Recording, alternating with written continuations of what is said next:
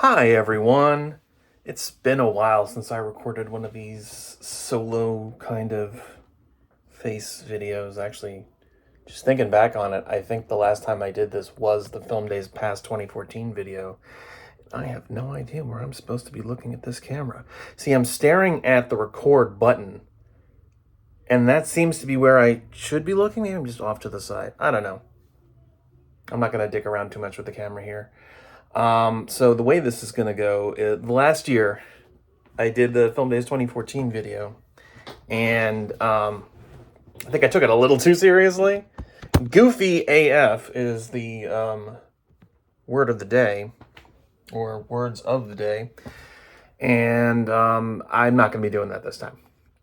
This time I'm just going to be just reading it straight off the computer, just sort of reacting to it myself. We're going to be doing 2015 this year, and I guess this is going to become an annual thing where I'll be doing one of these old ones until we catch up to the modern day, maybe. I don't know.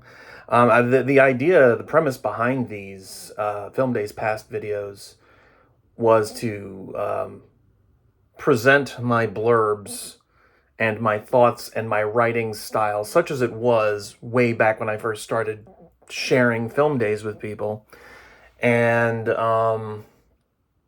sharing it with a group of people who probably hadn't seen any of it or read any of it, because up until 2018, all of these blurbs were just on my Facebook profile, my wall. So people who were subscribed to the YouTube channel or people who were members of the Facebook group who weren't my friends would probably never have seen these things, if I didn't direct them to it for some other reason.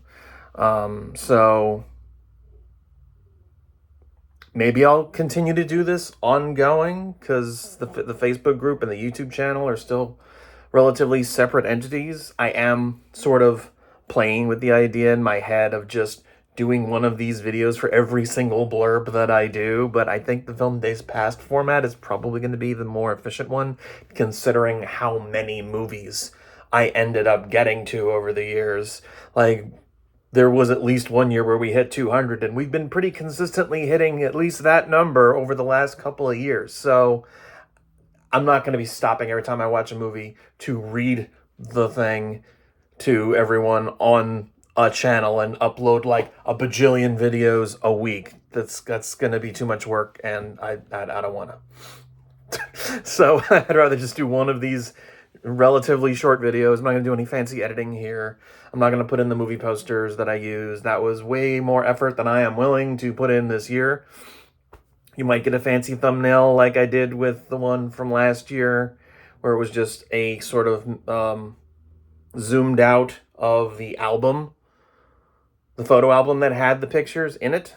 I'm going to have to find those pictures, because at one point I did delete them from my phone to save space, but now I have a much bigger phone, so I could probably seek those pictures out again.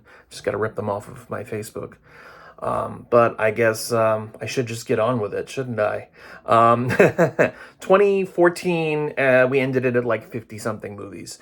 2016, we ended it at about 60-something, and then we progressed on to like 80 or 90 the next year, maybe. I can't remember. I know there was a big jump in 2017. That was one of the bigger ones. I think we hit like 155 or something like that. So we're still in pretty low numbers right now, comparatively speaking.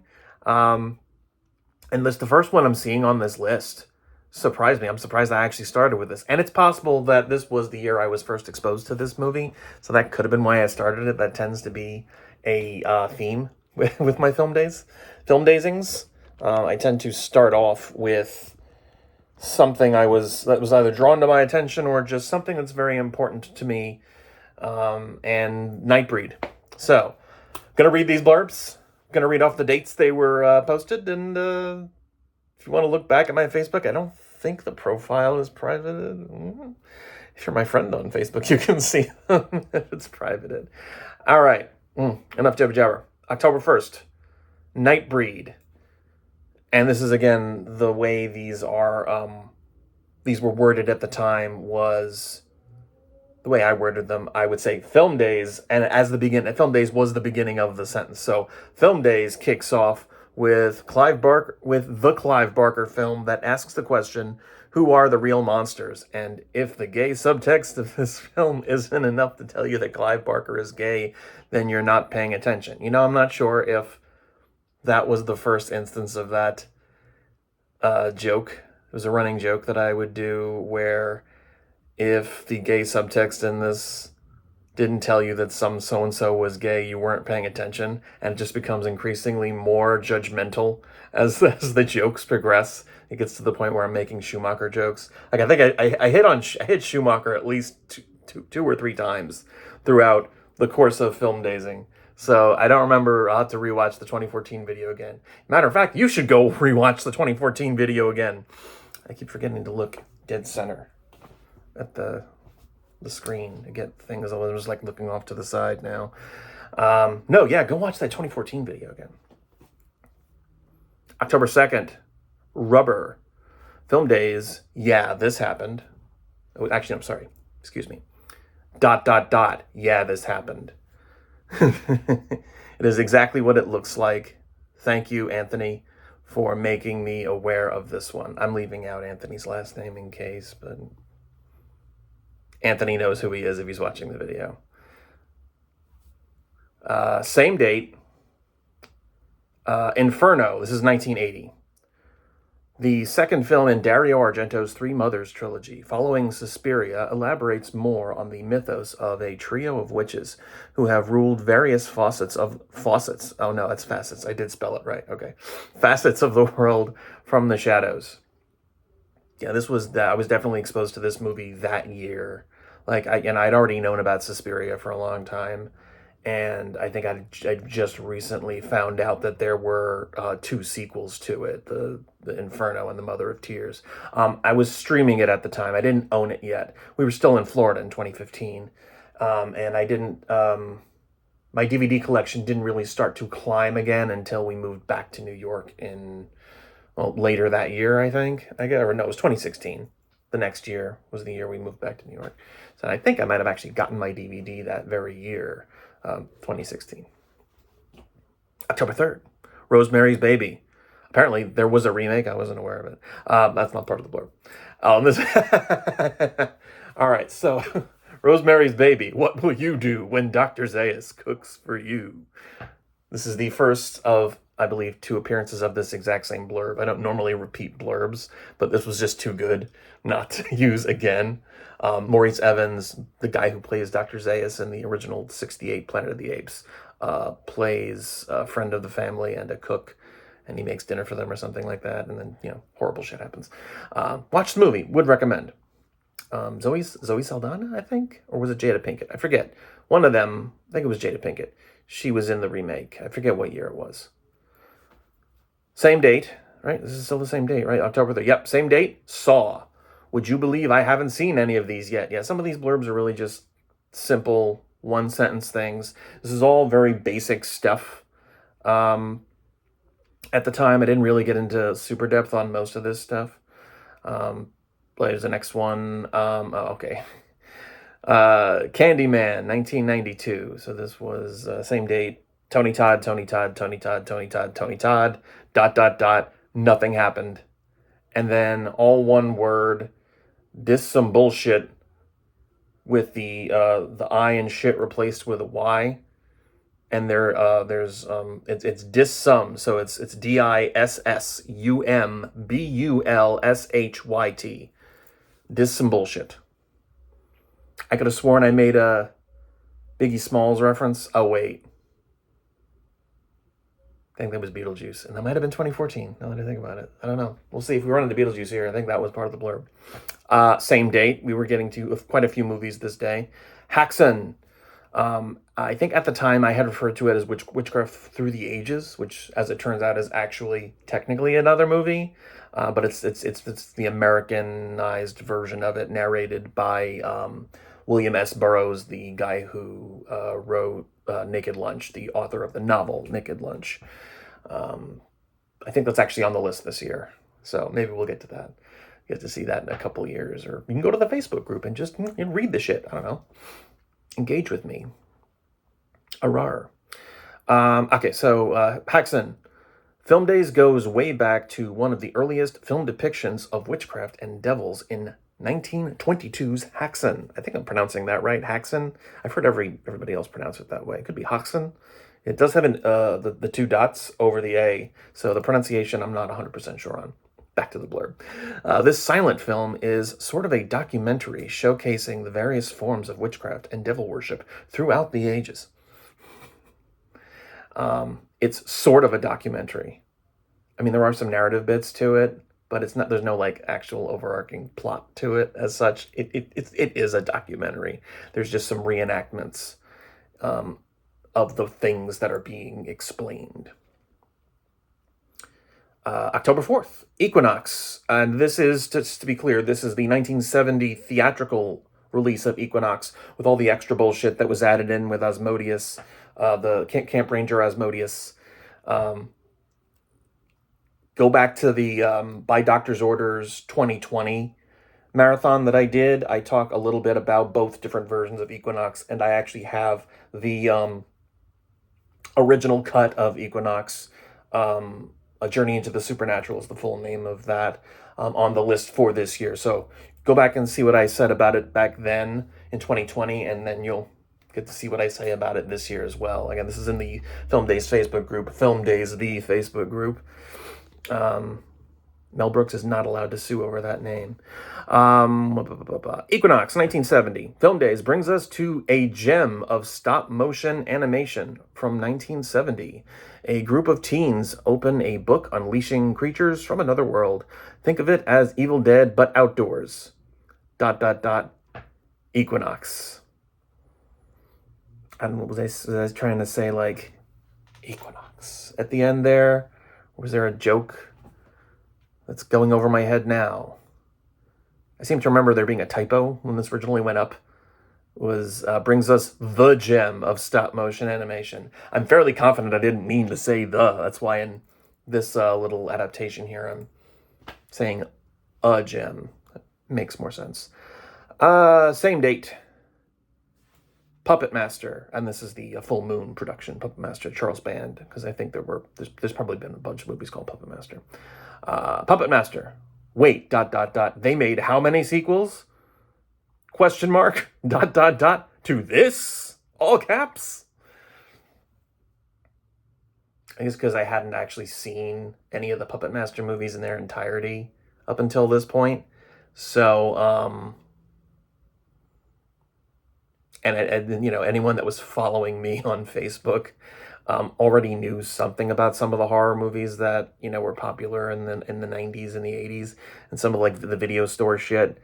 And that was basically Puppet Master. And there was like a bajillion of those things. And I've only like recently gotten into watching some of the later sequels. I think I talk about maybe one more of them. Like I very briefly mentioned one in some other Charles Band shit that's on the list this year. So you know, keep an eye out for that in the group. This is nothing but me plugging the Facebook group, isn't it? October 5th, VHS. Someone saw The Ring and said, "Oh yeah, ... Well, my movie's got like ... 20 goddamn tapes ... So ... There! Exclamation point.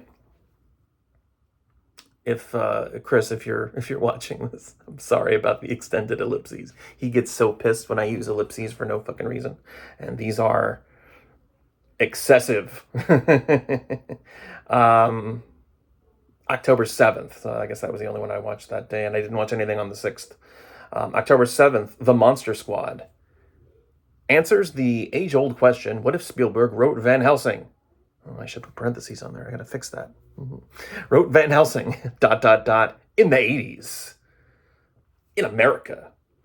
October 9th, The Cabinet of Dr. Caligari. And I should be clear, this is the 1920s version.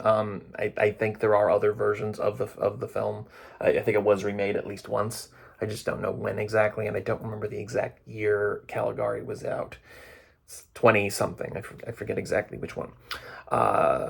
Film Days jumps back to the 1920s once again to bring us one of the first monster movies. Oh, wow. Capitalized the monster there. Okay. A lot of what we see in monster movies from the 30s and 40s, even to present day, was inspired by this film. Yeah, was inspired. That's right. The Cabinet of Dr. Caligari. And I don't know why I felt it necessary to announce the movie again at the end of it, like I did with Equinox. That's weird. Because I have. Oh wait, I remember why. All right, so this needs a little bit of clarification. So up until maybe 2017, I think it was, I didn't actually have the name of the movie in the beginning of the blurbs. Like nowadays, you see the blurbs if you go on the Facebook group. It says Film Days and then the movie's title in parentheses. And if there was more than one movie with the same title, you'd have the year as well. I hadn't started doing that till 2017. So this version of the blurbs that I'm reading from has the name. That's why it sounds weird. So, okay, now it makes sense. Next one, same date, Film Days. Oh, I'm just reading the Film Days part again. Dagon. So this is the, what's it called? The Stuart Gordon adaptation of The Shadow over Innsmouth, and also Dagon, I think, is just the name of the H.P. Lovecraft story. Film Days brings us ...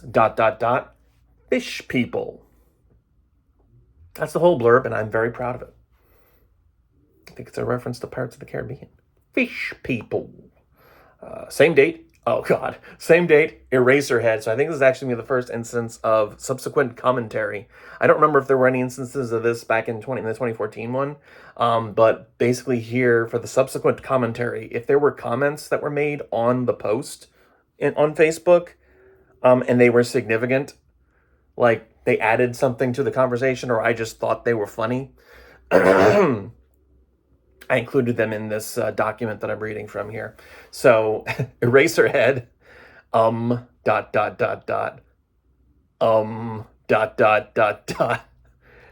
Yeah, I got nothing.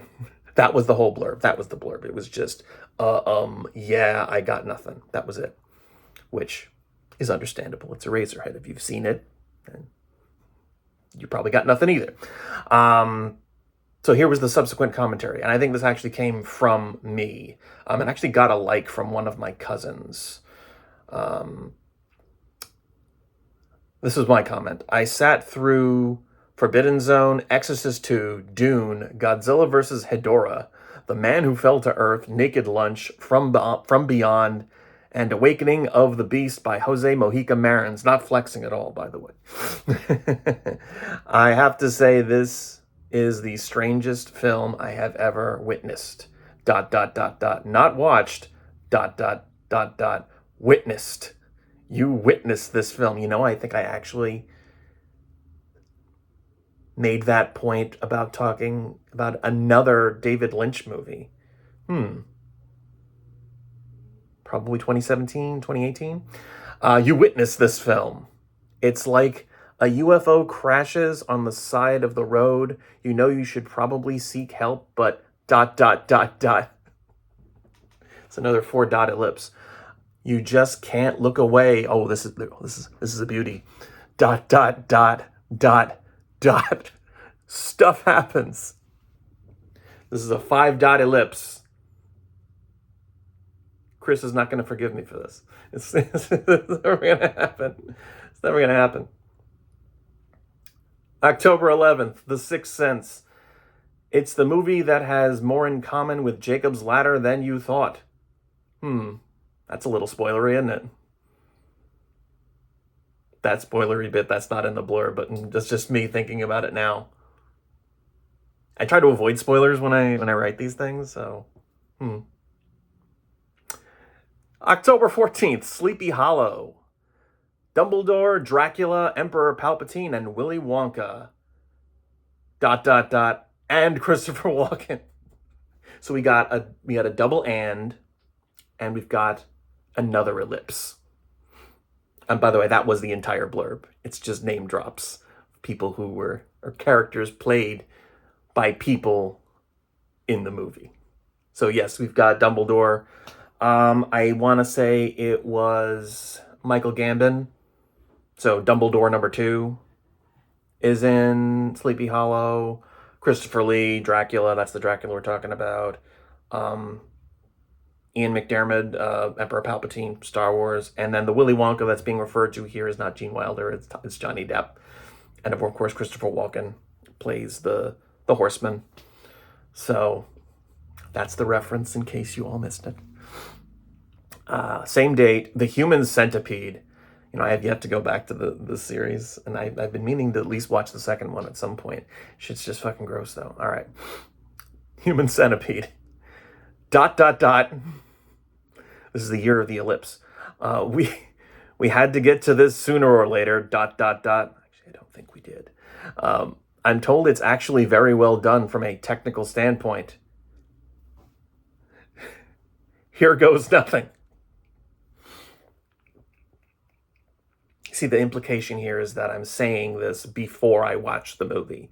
That's the thing that confused Cody about these Film Days blurbs. Like, well, how do you write about them before you watch them? And he just doesn't get it, man. He just doesn't know. He doesn't know how the system functions in the brain.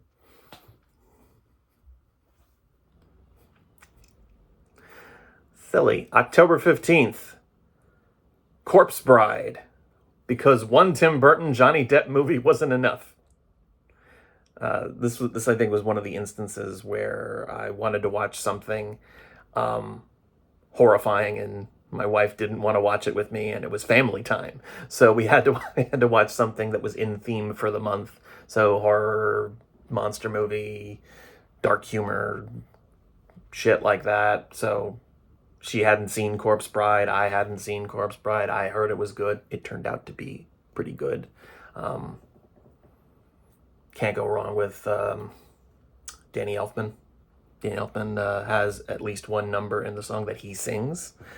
And the music, I think, was done by him. So yeah, the stop motion's pretty good, too. Always been a fan of the stop motion. October 16th, The Relic. Hey, look, it's another 90s monster movie I haven't seen and know nothing about. A lot of that going on, apparently, in the early years of the film dazing. October 19th, Poultrygeist, Night of the Chicken Dead. Ooh, okay. So, I don't want to get too personal with this one, but let's just say a friend of ours who we were very close with had a bit of a falling out with us just prior to this particular year's film days. They were staying with us, and then they weren't. And it's been kind of difficult, like, really ever since. So now it's 2023, we're putting this thing up. So, just a little bit of context there for what I'm about to read. And it's not really anything, but it's just, it matters. So, Poultrygeist, Night of the Chicken Dead. In light of recent events, I considered not watching this one, ... Fuck it.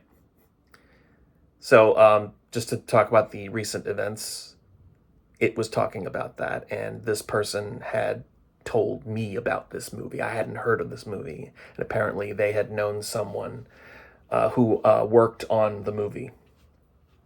So if it wasn't for them, I wouldn't have watched the movie, and it was kind of a difficult decision to make to actually watch it because I wasn't really in the greatest headspace after all that happened. Movie was funny. It's a musical. Did you know it was a musical? Did you know Poultrygeist, Night of the Chicken Dead is a musical? Apparently that's a thing Troma does. They make horrifying, disgusting movies, and they end up being musicals. I want to say Terror Firmer is also a musical. I could be wrong about that. And I'm pretty sure Tromeo and Juliet, which is on the list this year, is a musical. I could be wrong about that. I know there's musical numbers in, like, what's it fucking called? Nukem High movies, I think. At least one of them has a musical number in it. So that's just a thing that Troma does. Oh yes, and there's subsequent commentary, and it's a photo of Luna, one of our dogs, our pointer mix. Daddy, I don't like this chicken movie. She was sitting next to me while I was watching the movie. October 20th, The Crow. R.I.P. Brandon Lee. That was pretty much it. Didn't really know much about the movie outside of Brandon Lee had died during the making of the movie. So I wanted to watch the movie and didn't really have much else to say. Nice little memorial. October 21st, Elvira, Mistress of the Dark. This was another one that I watched mostly because of my wife not wanting to watch anything else. Turned out I did not regret it in the slightest. This movie is fucking amazing. Boobies. All that's missing is Gallagher and a bottle of ketchup. Good times. I think it was one of Gallagher's stand-up specials he had done. Elvira had a cameo at the beginning of it, and Gallagher had spilled some ketchup or mustard on Elvira's tits. I don't remember the rest of the context of it. I'm not even sure I remember which show it was. I know it's not one of the ones that I own. So it's not Melon Crazy. It's not The Bookkeeper. It's not like We Need a Hero or anything like that. Stuck in the 60s is on the list this year. Yes, we are treating stand-up specials as movies this year, and I blame Gabriel Iglesias for that. The fluffy movie. You're going to call it the fluffy movie? Okay. Eddie Murphy's Raw got a theatrical release. I think the Bill Cosby one also got it. Maybe. I don't remember. We might be watching that one too. And then October 22nd. This was the very next night. Oh, this was an easy one. This is the sequel, Elvira's Haunted Hills, which I had no idea existed. So, Elvira's Haunted Hills. So, this happened. This was one where I had even less to say about the movie than I did about The Crow, because I had literally just discovered that it existed. It wasn't as good as the original. Richard O'Brien's in it. That's something. October 31st. So this was Halloween. This is what we had watched on Halloween, and this is what I had chosen for Halloween 2015 to watch. Normally I choose something like super significant or epic, much like what I choose for the first movie of the year. This year, The Blob, 1958. Now, I think I chose this one mostly out of necessity. There just wasn't much available to me at the time, and it was something that I've been wanting to see. We were preparing to move to a new apartment in Altamont Springs at that time, and all of my DVDs were packed, and only some of my wife's DVDs were unpacked. And this was on Netflix at the time, I think. So, The Blob, 1958. Film Days wraps up October with the movie that ate everything. I personally prefer the 1988 version, which I think is on the list this year. But this one has that 1950s charm that is lost in the grittier 80s version. Looking back, I don't know about that. We'll see what I have to say about it this year, maybe. See y'all next month when we journey beyond space and time and all that ... stuff. I'm not going to actually say all of the ellipses in these blurbs, but the funny ones I'll say. So November 1st, I didn't do anything, but November 2nd, trying to think if this was before the move or not. I think we gotten a couple of movies in right before the move.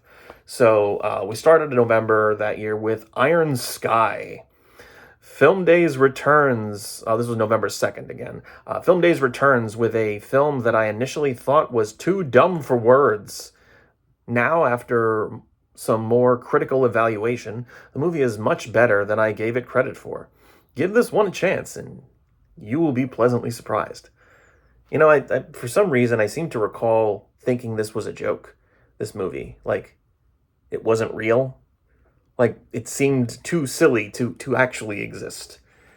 Like Poultrygeist, Night of the Chicken Dead, like that. This was the year of movies that seemed too silly. Actually, it might have just been those two. I don't fucking know.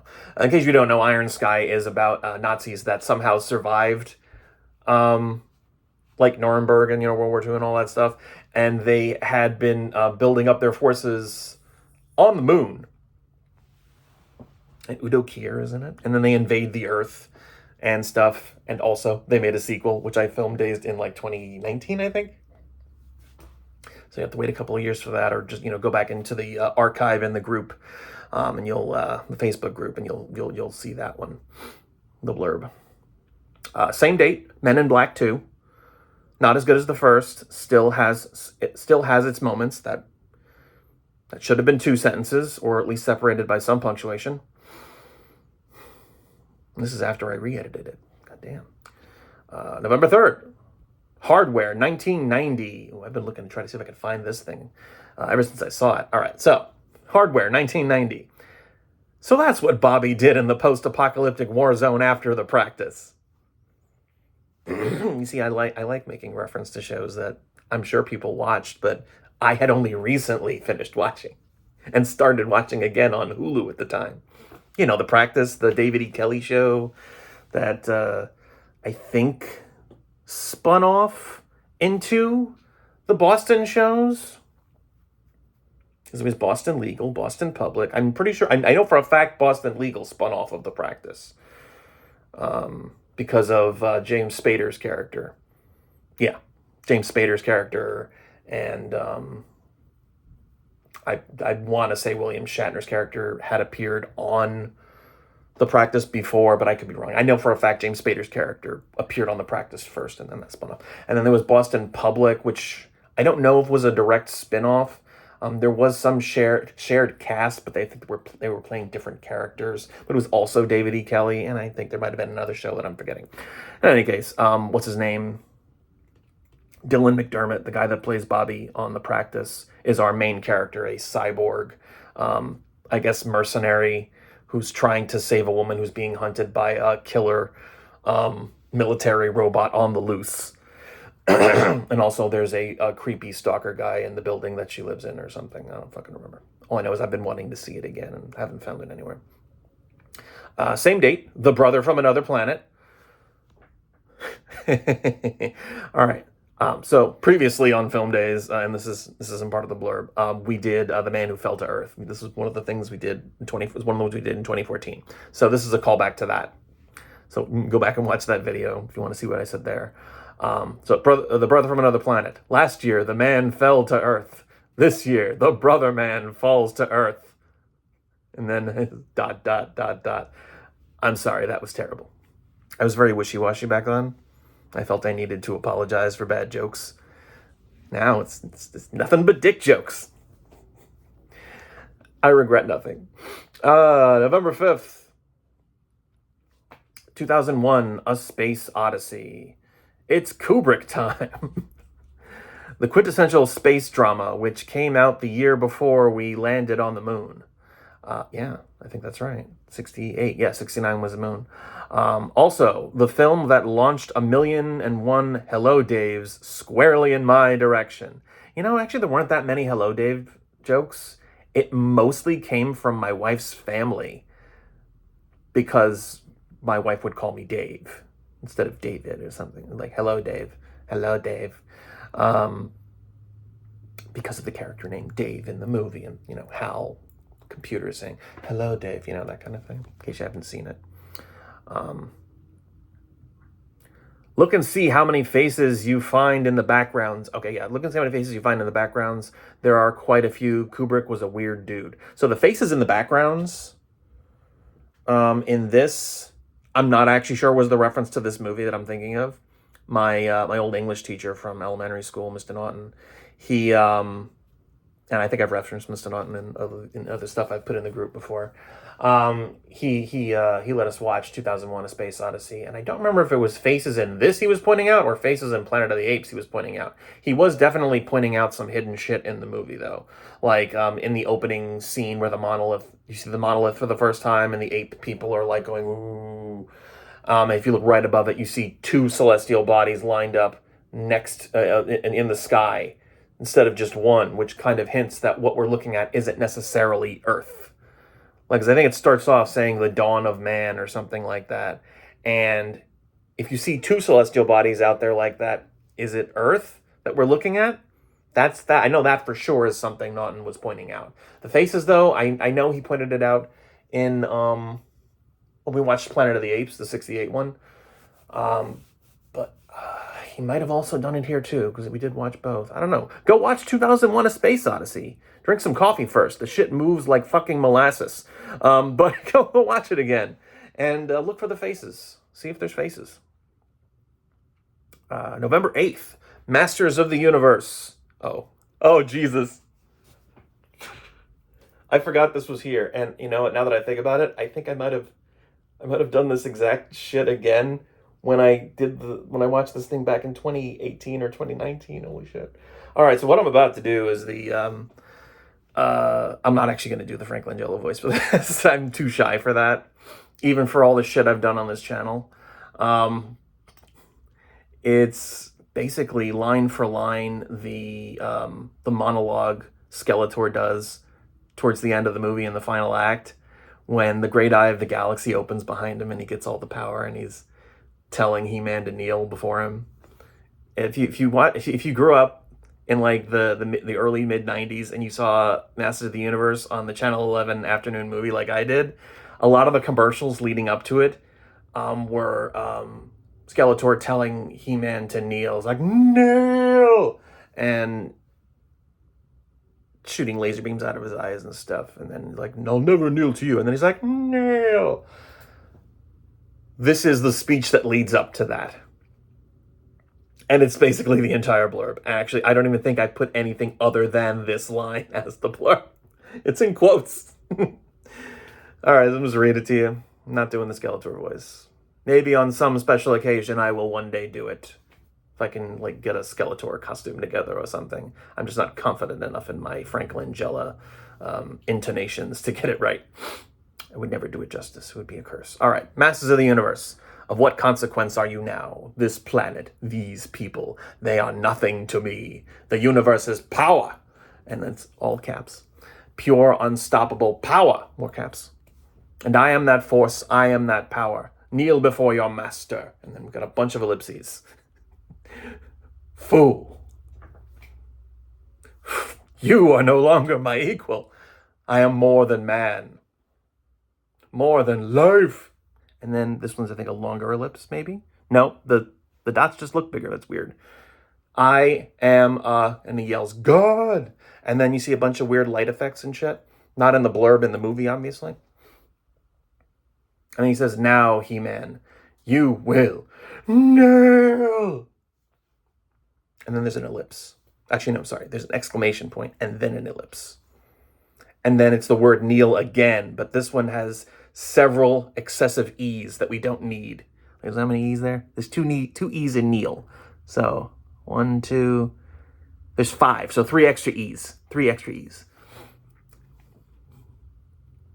And I think that exact same line was used again in another blurb. Like, that's just how much fun I have with that fucking monologue. All right. November 9th. The Day the Earth Stood Still, 1951. And actually, I do think at this point we were still in the original Florida apartment. We hadn't moved yet. We were in the midst of packing at this point still. The Day the Earth Stood Still, 1951. From Star Wars to Evil Dead, you'll find references to this film. Sounds like a Dr. Seuss line. A film about how we are perceived by others. Think of Earth as an ant farm. If you saw your ants behaving the way humans historically behaved, ... what would you do with them? That got dark. Jesus. Are you suggesting that if I saw ants behaving badly, like my pets behaving badly, I would kill them? What the fuck? What the fuck, 2015, Dave? Same date, Batman Begins. Just when you thought the Batman film series was dead. Wow, really? I'm fairly confident all 3 Dark Knight movies had been out and done with by then. That seems kind of mean. Kind of mean-spirited. Not quite as mean as ant genocide, but still. Oh, and also it ends with an ellipse. ... Same date, The Punisher, 2004. Not sure why, but this movie gets a lot of crap. Underrated, if you ask me. This is going to be another recurring theme that you'll see where I play devil's advocate for movies that are typically considered bad. Some might say that makes me a contrarian. Maybe once or twice, yes, but most of the time I like to give some movies the benefit of the doubt. I do like some crap sometimes. Like Exorcist 2. The movie's fucking garbage. Hot garbage, as a matter of fact. Hot garbage in the Serengeti. That's how hot it is. That's how garbage it is. I still like it. I still watch it. I'm going to show it to fucking Cody one of these days. All right. November 12th. Godzilla 2000. So this one was actually put on the list because it was one of the few DVDs that my wife owned that wasn't packed yet. Godzilla 2000. ... That's some shitty CGI. November 14th. Hotel Transylvania. That's right. We did Hotel Transylvania in November. See, the argument I had made was, well, you'll see. Yeah, I know it's a little late.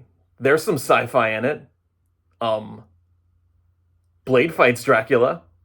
And that's the end of it. That's the end of the blurb. It's also got 3 4-dot ellipses and 2 normal ellipses in there. So it really should read, yeah, I know it's a little late, ... There's ... some sci-fi in it, ... Blade fights Dracula, ... is spelled EH, by the way. End of sentence. November 16th. The Adventures of Buckaroo Banzai Across the 8th Dimension. Oh boy, ... Shit's about to get weird up in this bitch. And weird it got. I think I actually end up film dazing this again after the move to New York. I just don't remember what year, though. November 18th, Interstellar. So I think this was on a trip to New York from Florida. I had seen this with my brother. So, Interstellar. Okay, Nolan, what kind of space mishigas you gotten into this time? And I actually had to look up how to spell mishigas. And it wouldn't be the last time I'd have to do that. I always forget how to spell the damn thing. In case you folks at home want to know, at least this is the way I have it spelled here, and it may or may not be correct, but I'm fairly confident I used it again in one of the blurbs for this year. I have it spelled Mishegoss. That's Mishegoss. Mishigas. As seen on TV. November 21st, Brazil. This is the, what's his face? Terry Gilliam movie, because I'm sure there's other movies called Brazil. But this one's pretty simple, and it's kind of a deep cut if you know what happened with the making of the movie. So, ... because of course I started with an ellipse. Love does not conquer all. And the reference being made here has to do with the theatrical ending to the movie. The director's cut of the movie does not really have a happy ending. I'm not going to spoil what actually happens, but it doesn't have a happy ending. The studio didn't like it. They had them reshoot it or recut it or something. And that is now referred to as the Love Conquers All ending. So the Criterion Collection has a version of the release of it. They have a release that contains both the director's cut and the Love Conquers All version of the movie. I don't know if there might have been other edits to that version of the movie too that I'm just not thinking of. My version of it is actually oh shit, almost knocked over my camera.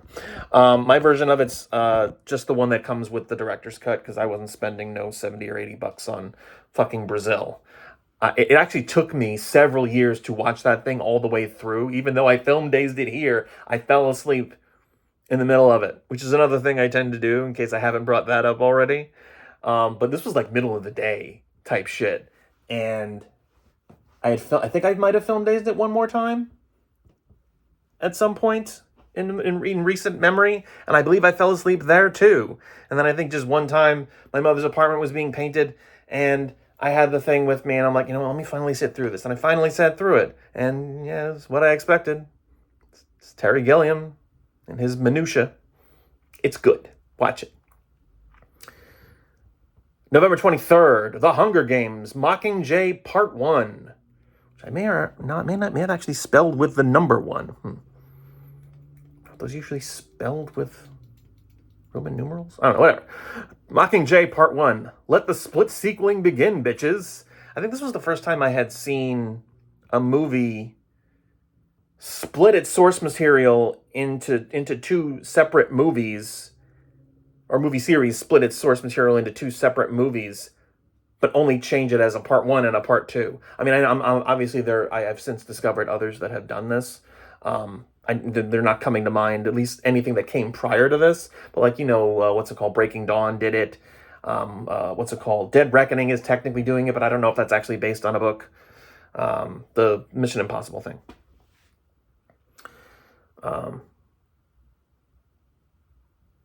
November 24th, Wizards, the Ralph Bakshi Wizards from the 70s.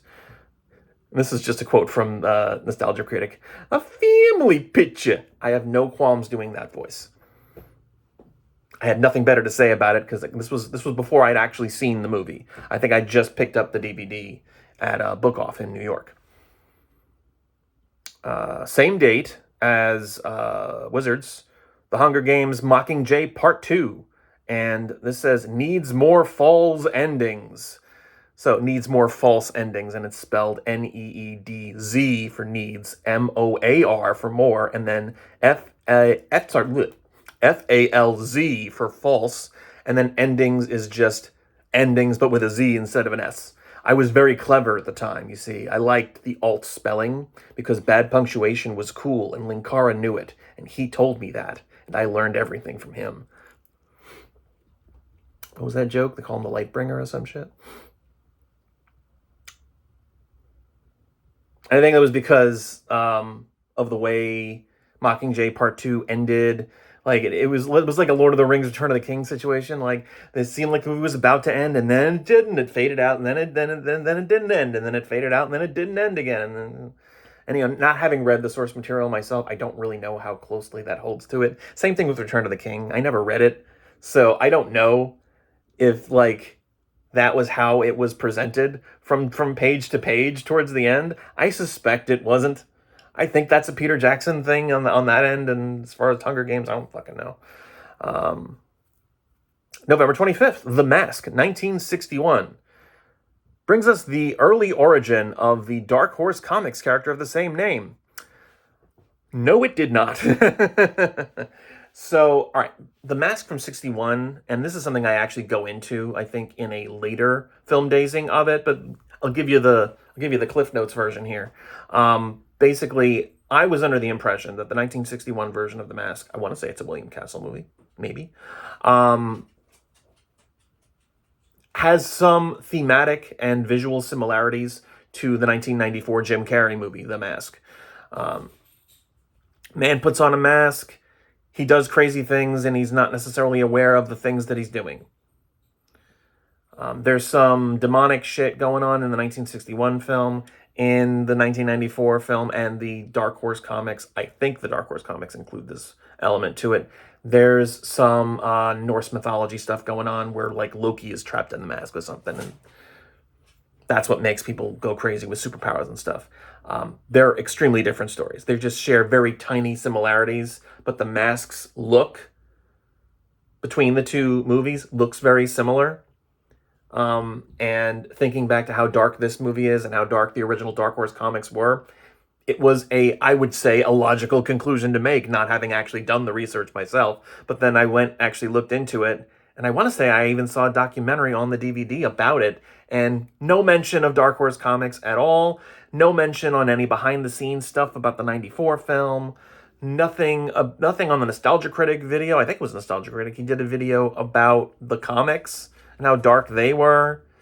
I've seen no evidence anywhere that there is any production connection or narrative connection or anything at all connecting the production of the 1961 Mask and the Dark Horse comics or the 1994 Mask, other than some similar looks, and that appears to all be coincidental. This has been my TED Talk on the 1961 version of The Mask. November 27th. Excuse me. Oh, this is a good one. November 27th. Henry V, 1989. This is the Kenneth Branagh Henry V movie. Let me read this first and then I'll explain whatever's left that needs explaining. Okay, hear me out on this. It's the story of a young leader, an alien invasion, and a rousing speech to celebrate our independence. I mean St. Crispin's Day. I'm saying it's Independence Day. So instead of watching Independence Day, I opted to watch Henry V. Why? Because I wanted to see the story of Henry V, and I didn't want to do my homework. Okay? I'd heard some good things about the Branagh Shakespeare movies. I hadn't yet seen Hamlet, at least I don't think I did. I have a blurb prepared for it this year, but the shit's 4 hours long, so I don't know if I'm actually going to do it. What was I saying again? Oh, yes, Independence Day. And one of my Shakespeare professors, I want to say Shakespeare. She might have been a Shakespeare professor. I can't remember if that was specifically the theme of the class. But she had talked about an essay she had written or had read or something about the contention that Henry V and Independence Day were the same story. That Independence Day was in effect an adaptation of Henry V. William Shakespeare's Henry V. We were reading Henry IV, Part 1. That's what it was. And that came up in class. Apparently, this professor claimed also to have gone to high school with Prince. How much truth there was to that, I don't know, but it sounds fascinating, doesn't it? The saying. Yes. Easily distracted. So yeah, Independence Day. I think I ended up actually writing an essay about it. And I think I still have it saved somewhere in one of my hard drives somewhere. So that might end up going up on the group at some point. It was I don't know, it was a term paper or something. It was a research paper, I'm pretty sure, talking about the whole idea of it. And I was arguing, well, it technically counts as sci-fi because it was adapted into a sci-fi. This was an amazing idea. Really, it was. I don't regret this at all. November 28th, 007 Spectre. Okay, so I have it written as 007 here. I now realize all of the James Bond movies. Actually, let me rephrase that. None of the James Bond movies actually have the number, his designation, 007, in the title. It just appears on the poster. The title of the movie has never included 007. But in every Film Days blurb of a James Bond movie I did, up until this year, mind you, I've got a few on the list. If you saw the pregame, you saw that I had mentioned that.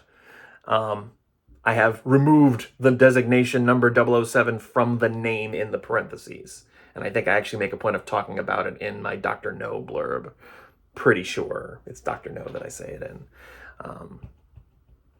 If I get to Dr. No. If I don't get to Dr. No, you're not going to get that part of it. But you're getting it now, so that's the important part. Spectre. And so ends... Oh, this is important. This doesn't date it at all. And so ends the age of Harrison Ford's Wookiee bitch. So, this was released at the time... it was being thrown around that Daniel Craig would no longer be playing James Bond after this movie. This was supposedly going to be his last movie. He has since done one more movie, I think. I want to say it was No Time to Die was the only other one he did after this. I could be wrong about that. I might be forgetting that there was another one that came out. I don't know. In any case, it turned out not to be his last movie. Why did I refer to him as Harrison Ford's Wookiee bitch? I think it was an episode of Conan O'Brien where Harrison Ford was on there promoting Cowboys and Aliens, which had Daniel Craig in it. And Chewbacca shows up on set and he says, Daniel Craig is my Wookiee bitch now. And that stuck longer than it needed to. So naturally it ended up in Film Days. November 29th, Terminator Genisys. Oh, this is cool. The only movie whose trailer needs a spoiler warning. I have who's spelled wrong there. But the only movie whose trailer needs a spoiler warning. Yes. Yes, they're if you're going to watch Terminator Genisys, don't watch any trailers. Avoid looking at posters. Cover up the box art for the DVD if that's what you're going to do. Close your eyes before you hit play on the streaming service you happen to be streaming it on, because every piece of marketing for this has a huge spoiler for something that happens in this movie. I don't know, maybe it wasn't intended to be a spoiler. How the fuck do I know? I mean, the inciting incident that leads to the thing happening happens relatively early in the movie, but I would not have guessed that this was a thing that was going to happen if I didn't see the shit in the trailer. So, Marketing was just not very good for this movie. The movie itself is okay. I don't think I filmed Dazed It Again since. Maybe during doctor's orders. I don't remember. We'll see when we get to 2020 one of these days. Same date, 007. 007. The Man with the Golden Gun. So I think by this point, we were back in Florida from New York, and we had already moved into the new apartment in Altamont. And I was just unpacking things, but I had recently gotten one of the Roger Moore Bond sets, the DVDs, and Golden Gun was on it. So, The Man with the Golden Gun. James Bond versus Dracula versus King Fausto of the Sixth Dimension. This is another one of those, like the Sleepy Hollow blurbs where I just sort of name drop people. So here we got James Bond. It's James Bond. And then Dracula, it's Christopher Lee again. And then King Fausto, that's Hervé Villechaize. King Fausto of the Sixth Dimension is reference to Forbidden Zone, the 1980s, the Oingo Boingo Danny Elfman movie. For those of you who don't know who Hervé Villechaize from that very well-known reference, he also played, what's his name? The guy, the Ziplane guy from Fantasy Island. I can't remember the guy's name. You know, the original Fantasy Island with Ricardo Montalban in it. And now we finally reach December. Now there's a bit of a break here because, you know, we were still unpacking stuff. I didn't really have time to watch movies. The first movie I got to watch was on December 8th. So the first week of December in 2015, I didn't get to watch anything.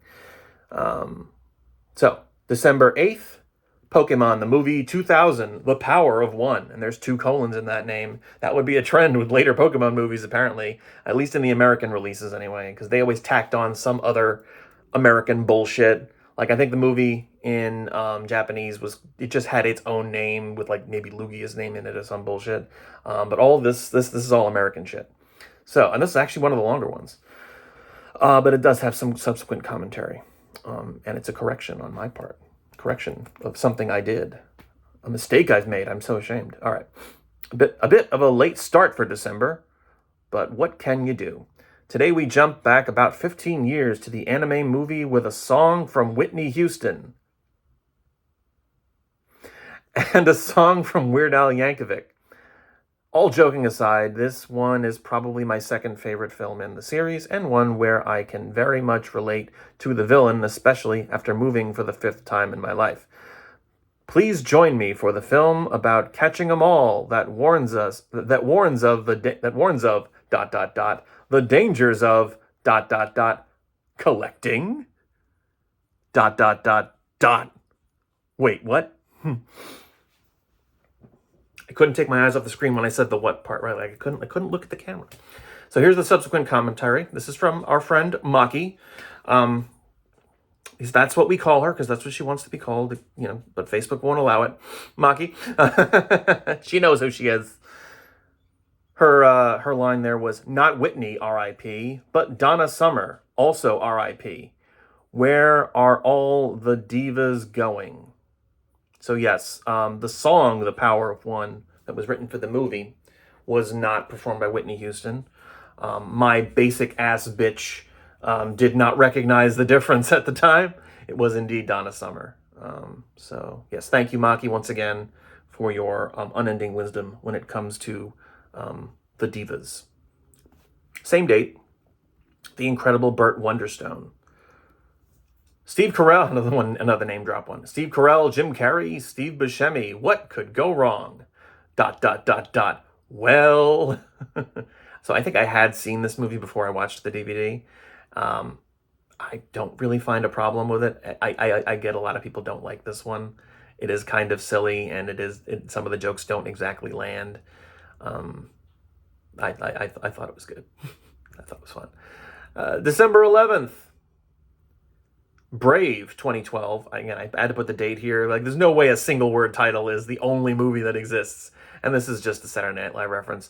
The Bears. It's the Disney movie, you know, with the baby bears and the Scottish princess, the bow and arrow and shit. December 12th. X-Men, Days of Future Past. Rogue cut. This is the Rogue cut of the movie, not the theatrical cut. You got your Terminator in my X-Men. was a peanut butter cup joke. You get it? Because there's like time travel and X-Men. That's all you needed, right? All right, there's a little more of Terminator than just the time travel in that. That I think is actually back on the list again this year, so keep an eye out for that in November. December 14th, A Christmas Carol, 1938. Wonder if any of those accents are faked. Yeah, I don't know what this was about.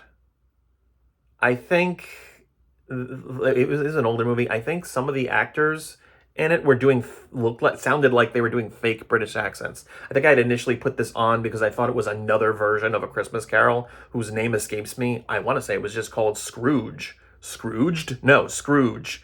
From, I want to say around the same time, but it could very easily have been the 50s.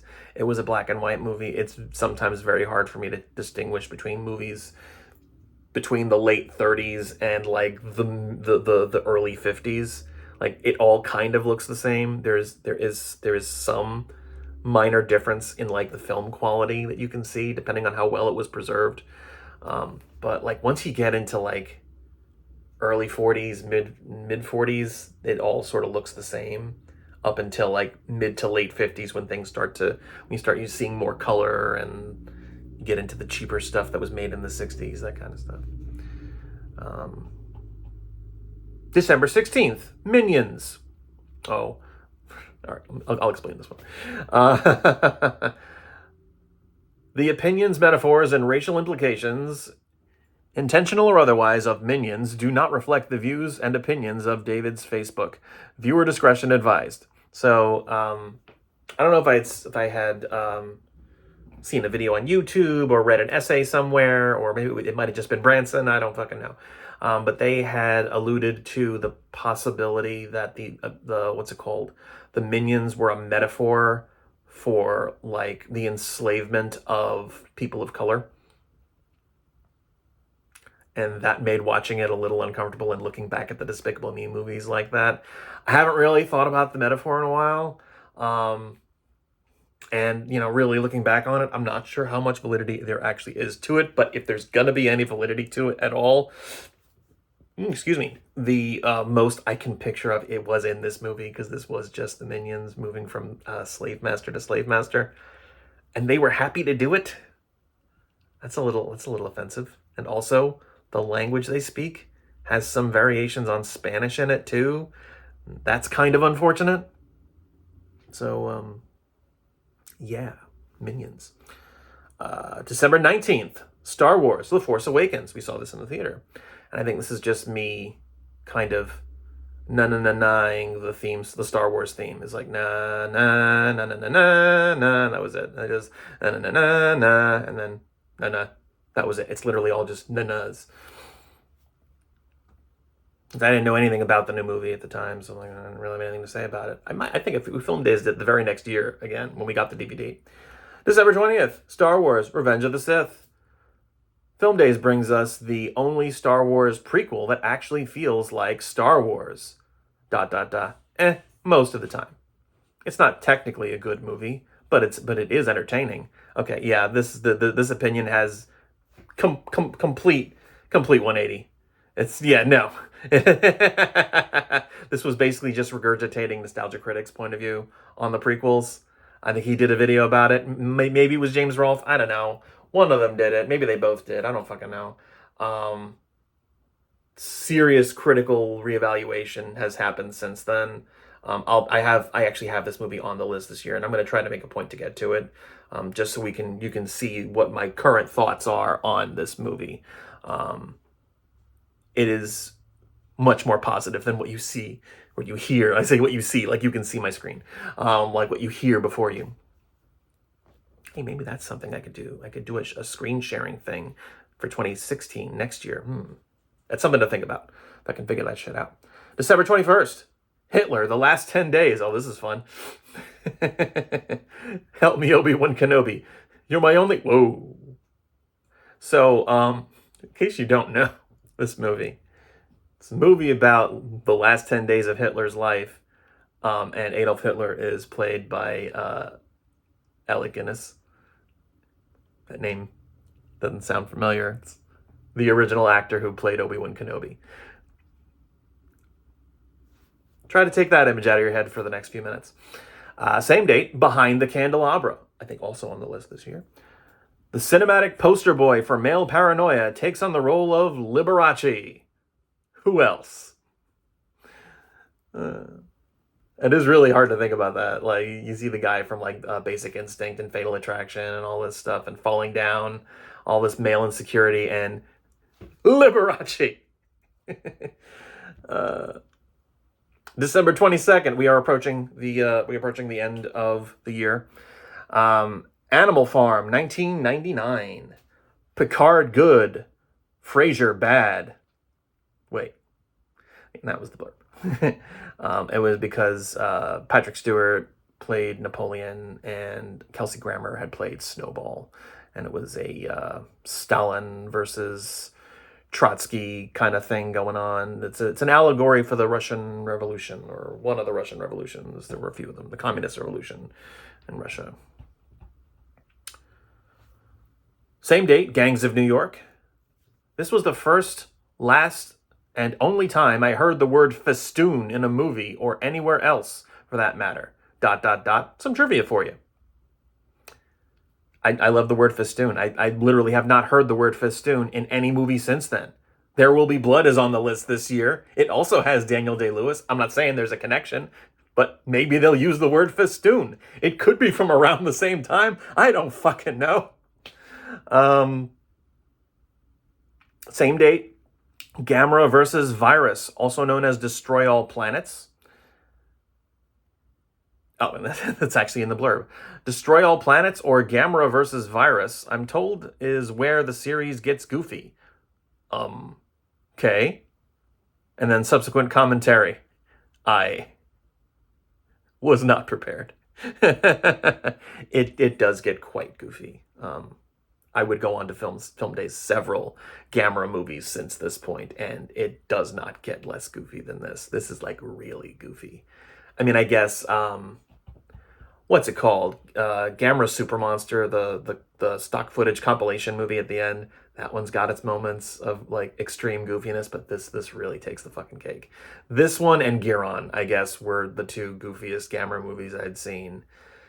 Baragon is very basic in what it does. The monster's creative, but nah, man, this thing takes the fucking cake. Yeah.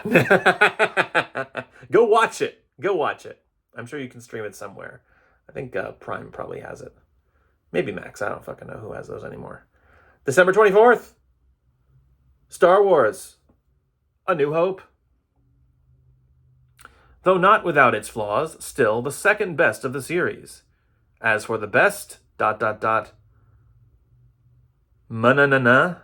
I don't know what that's supposed to be. Oh, mañana. I couldn't put the tilde in the Microsoft Word. I know how to do it now, but back when I wrote this document, I did not know how to do it. And, oh wow, did I do the entire original trilogy? Holy shit. All right. December 26th. Star Wars, The Empire Strikes Back. Better late than never. We come to what? Why better late than never? Why? Because I didn't do it during November? I don't fucking know. Better late than never. We come to what many, including me, see as the best Star Wars movie ever made. An argument can be made for Return of the Jedi, and there are many excellent moments in ... Jedi. I shouldn't say ... there. Make fun of the ellipse in the shortened title. Moments in Jedi. Some better than in Empire. But the overall experience of Empire is far more compelling and entertaining. While Jedi has parts that drag a bit, Empire is constantly moving. I'm not sure how true that actually is. Not that it doesn't have its slow moments, but they are few and far between, and they all advance the plot in some way. I could go for hours about this. Just watch this movie. That's an order. Oh man. I'm just looking ahead at the Return of the Jedi blurb. It's like disrespectful as fuck. Holy shit. So yeah, these were my thoughts about Empire Strikes Back at the time. I don't know if it's necessarily consistent with how I feel about it now. I probably enjoy Return of the Jedi more now than I did back then. Mostly, I guess, because of what's come since, and just having seen Empire as many times as I have. I can't really argue that Jedi is overall a better movie, but I think the better moments in Jedi overshadow some of the better moments in Empire. But Empire, like it is more consistent. Like the pacing is so much better. Like the stuff on Endor in Jedi just kind of drags a little bit, like I had mentioned there. But yeah, it's kind of hard to really ignore that. Speaking of ignoring shit, December 27th, Star Wars Return of the Jedi.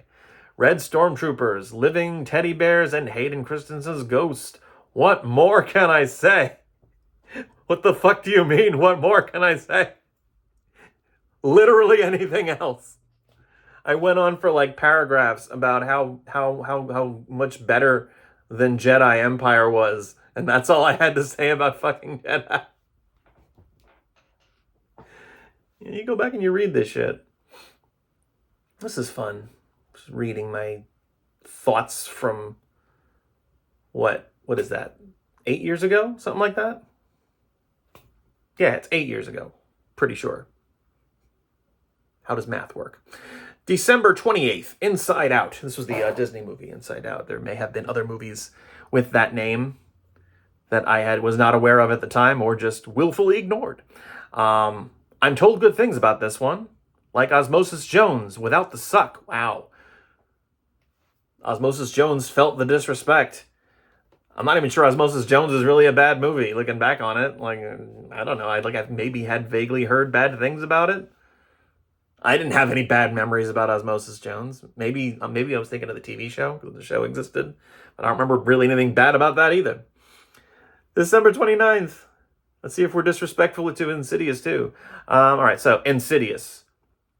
This is one of those modern horror films that actually received praise. Wow, okay, so instead of disrespecting Insidious, I just disrespect every other horror movie from the 2000s.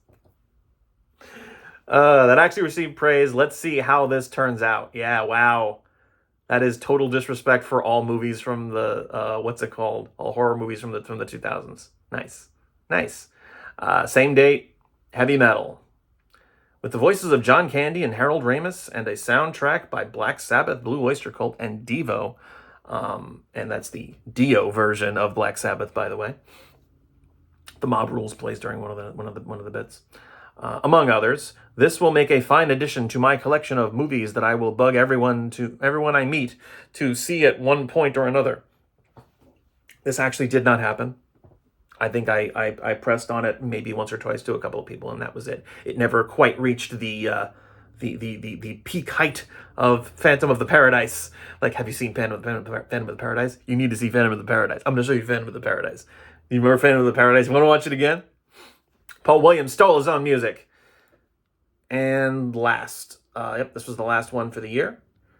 December 30th, 007. Of course, 007. Live and Let Die. If you wondered what would happen if 007 was in The Serpent and the Rainbow instead of Bill Pullman, ... this ought to give you some idea of how it would go down. You know, I'm not actually sure how accurate that is. I mean, there's a bit of a zombie theme going on in Live and Let Die, which I guess looking at the title kind of plays into it. Now that I'm thinking about it, I can kind of understand it more now. Actually, I'm not even sure Live and Let Die is on my list this year. It might be. I think The Spy Who Loved Me is. But in any case, Live and Let Die, my history with this thing, I saw it first on TV, and we were just flipping through channels, and there's a scene where there's a funeral procession in New Orleans, and I don't know if you've ever seen one of these, but it's very celebratory. There's like a jazz band playing while they're dancing with the coffin down the street, and it literally was just that scene. We flipped onto that for like 2 seconds while the procession was going. I'm like, what the fuck is this shit? Click. Then we clicked back to it, and it was James Bond. I'm like, oh, okay, well, let's keep watching. And it just stuck in my head, and it was the reason I picked up that Roger Moore set. See, you got a bonus actual verbal blurb here for Live and Let Die. So that was 2015. Those are the Film Days blurbs of 2015. Yeah, there was a lot of shit going on that year. Our friend had parted ways from us unceremoniously.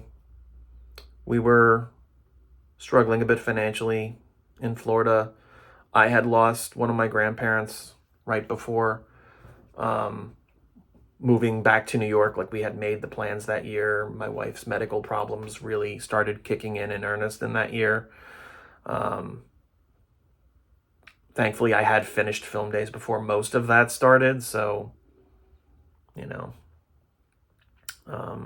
it didn't really put a damper on the film days that year. And the following year was our first film days back in New York. So maybe we'll hear more about that next year. I don't know. We'll see how it goes. Maybe it'll be formatted a little differently. I hope you all have enjoyed this new format for it. I wasn't terribly fond of the way the Film Days past video from 2014 turned out. I think this is definitely a much more comfortable experience for me. Like, the overacting is very difficult for me to do, particularly with how cringe some of this stuff is. Like, it's very difficult for me to kind of like own this. This is probably the easiest way for me to do it.